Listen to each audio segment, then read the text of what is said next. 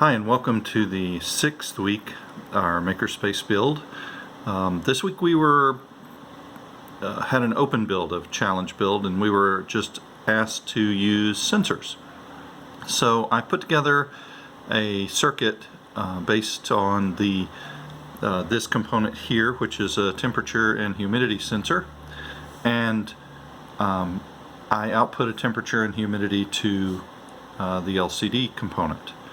The only other two components that are used in this is a potentiometer, which is here, and this just controls the brightness or dimness of the screen, of the LCD screen. And the other one was an infrared remote sensor.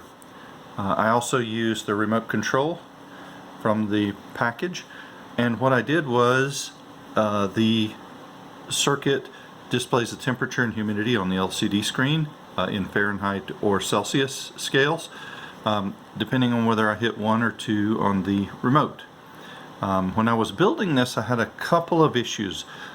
So I built the whole circuit first without the infrared remote sensor, just to display the temperature and humidity and make sure I could get everything to work. And when I turned it on, nothing. The LCD was completely blank, and so I had to start going through and figuring out what was wrong. And what I found was this temperature and humidity component sensor had 2 of the pins reversed from what I was expecting and what it was showing on the box that came with my kit. And so I was able to get those rearranged, and it displayed the temperature and humidity.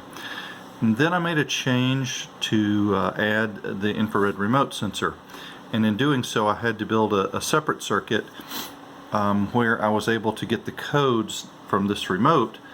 And what I did was built one where when I pressed a button, it would just show the code from that remote in the console in the Arduino IDE. And so I got the first 4 or 5 codes, 6 codes, thinking I might need them for something else. I ended up only using 2. So once I had the codes, I was able to integrate the infrared remote sensor into the circuit, and I thought I had everything done well. What was happening was there was a bright light right here, on the sensor. And so I didn't know that wasn't supposed to be the case, but the remote wasn't responding, and I was trying to figure out what was wrong.